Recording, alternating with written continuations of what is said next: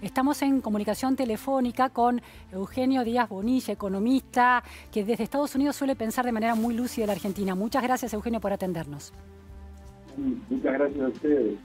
Eugenio, ¿de dónde nace esta dificultad para la construcción de consensos y esta idea de unidad nacional? En algunos prejuicios que tienen las fuerzas políticas respecto de la otra, el presidente Macri y Cambiemos ha insistido con los 70 años de declinación de la Argentina. ¿Cuánta verdad hay en eso?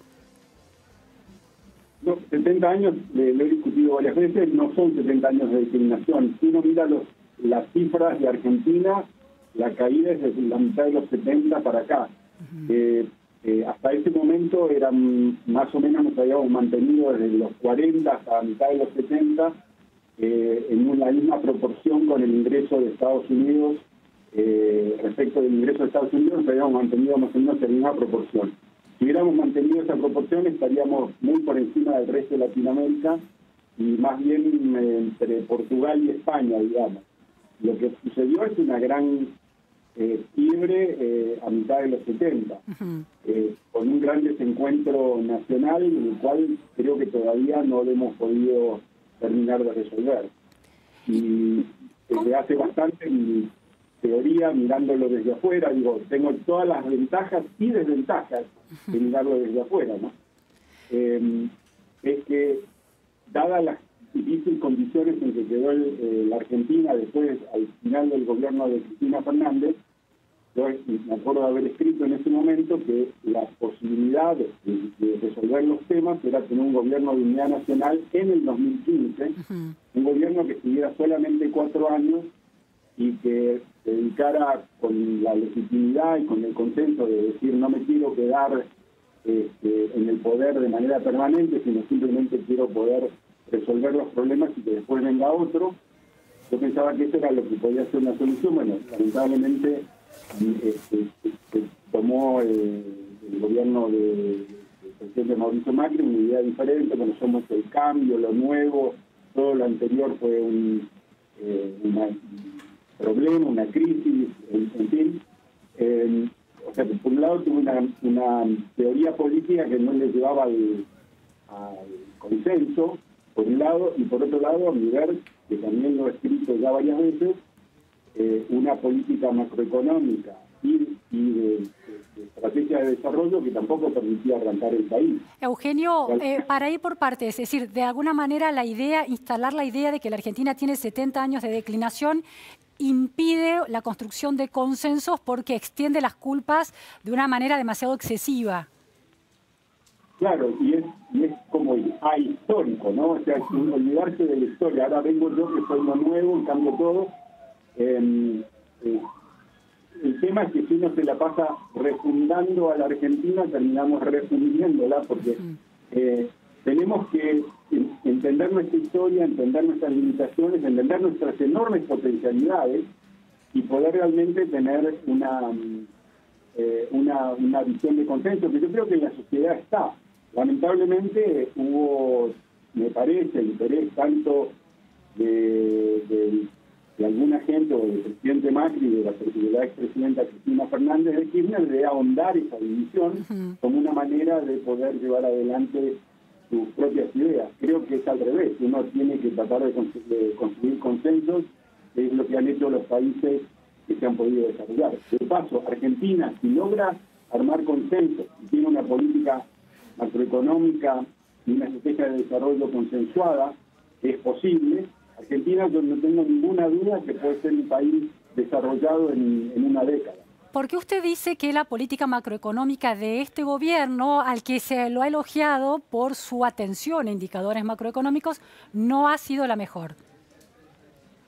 No, estuvo equivocada desde el principio. O sea, alguna gente dice, no, tendrían que haber reconocido y haberle dicho a la sociedad que la situación estaba muy mal. Y hacían eso, e igual implementaban la política macroeconómica que llevaron adelante, igual vamos a tener la crisis que tuvimos, y ahora me explico. De paso, fue un artículo que salió, que se publicó, tuve el honor de La Nación de publicar hace 3 o 4 meses atrás, tratando de explicar que hay 4 combinaciones de política monetaria, fiscal y de tipo de cambio, cómo Cristina Fernández usó una combinación que llevaba a la inflación y a la crisis de balanza de pagos, y la única manera que podía evitarla era con el cepo cambiario, con los controles de precios, con no dar los datos de inflación, etc. Sí. Esa era una combinación. Después Macri arrancó con una combinación que es la misma que tuvo Ronald Reagan en los 80, que es política fiscal expansiva, o sea, él no redujo eso, no hizo gradualismo fiscal. Claro. El déficit fiscal de Cristina Fernández, estos son datos del Fondo Monetario, no míos. El déficit fiscal total de Cristina Fernández fue 6 puntos del PBI. Macri lo subió a 6,7 en el año 2016, lo tuvo en 6,7 de nuevo en el año 2017, y al mismo tiempo tenía, o sea, ¿qué significa? Que tengo que imprimir mucho dinero para poder financiar ese déficit, o tengo que endeudarme. Y pasaron las dos cosas. Al mismo tiempo, el presidente o alguien dice: quiero bajar la inflación, y le digo al Banco Central: toda esta plata que estoy poniendo en la economía vía el déficit fiscal, por favor, súpela con los levados. Esa combinación lleva siempre a explosiones. Claro. Entonces, finalmente hubo una explosión en el 2018, y ahora pasaron a una tercera combinación, que es una política monetaria y fiscal súper contractiva, con la apreciación nuevamente del tipo de cambio, hasta que volvió a explotar. O sea, seguimos repitiendo configuraciones de la política macroeconómica que sabemos por la historia de Argentina y por la teoría económica y por la historia económica que llevan a fracasos. Entonces, ¿cuál sería la combinación que nos saque de este fracaso? La combinación macroeconómica, como usted decía, que nos saque de este fracaso. La combinación macroeconómica es la que hubo del 2002 hasta el 2006, 2007, que era política fiscal con superávit, que aún no necesita tener superávit fiscal, una política monetaria expansiva y un tipo de cambio competitivo. ¿Cómo se logra eso con un contexto global adverso y una soja a $300 la tonelada? Bueno, la soja en la época que le estoy diciendo, 2002-2007, estaba estaba 200 y algo. Ahora está a 300 y pico. Y estuvo en la época en que Cristina Fernández tomó la otra política macroeconómica equivocada, estaba cerca de 500. O sea, el tema no es la soja, el tema es la combinación de las políticas macroeconómicas. De hecho, dado que el contexto internacional es lo que es, que de paso la tasa de interés actual es más baja que la que hubo del 2002 al 2007, el precio de la soja es más alto, el crecimiento de la economía mundial es más o menos el mismo. O sea que la posibilidad de la política macroeconómica del 2002 al 2007 no fue porque hubo condiciones internacionales favorables, es porque hubo una política macroeconómica que permitió anclar la economía, que elimina la posibilidad de crisis. Y una de las cosas recurrentes en la historia argentina, el Guido Di Tella la discutió en los años 80, que era, Argentina, él hablaba del periodo de represión y explosión. Fijamos el tipo de cambio nominal y después, como tenemos inflación, eso lleva a déficit comercial, déficit de cuenta corriente, y empezamos a perder reservas y tenemos una explosión del tipo de cambio. Seguimos haciendo lo mismo. La definición de locura de Einstein: hacer lo mismo y pensar que vamos a tener resultados diferentes. Eugenio, última cuestión. Ha habido un acercamiento entre el presidente Mauricio Macri y Alberto Fernández, principal candidato de la oposición. ¿Ve con buenos ojos ese acercamiento en términos de una construcción de políticas macroeconómicas de Estado que se sostengan, mejoren y se sostengan en el camino que usted indica? Sí, serían no solamente políticas macroeconómicas, sino una estrategia de desarrollo. Creo que también el gobierno actual tuvo una visión muy primaria del desarrollo económico.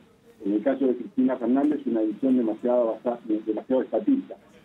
Ahora, si uno tiene una visión más del sector privado, pero con un Estado razonablemente activo, con una política macroeconómica estable del tipo de lo que comentaba antes, y con una estrategia de desarrollo que involucre a toda la capacidad productiva de Argentina, que es muy amplia, y si estos diálogos llevan a esa configuración macroeconómica y estrategia de desarrollo, por supuesto, sería extraordinario. Ojalá pudiéramos hacerlo. Muchísimas gracias. Muy buenas tardes, Eugenio Díaz Bonilla, desde Estados Unidos. Muchas gracias a ustedes. Vamos a otro tema, el mundo de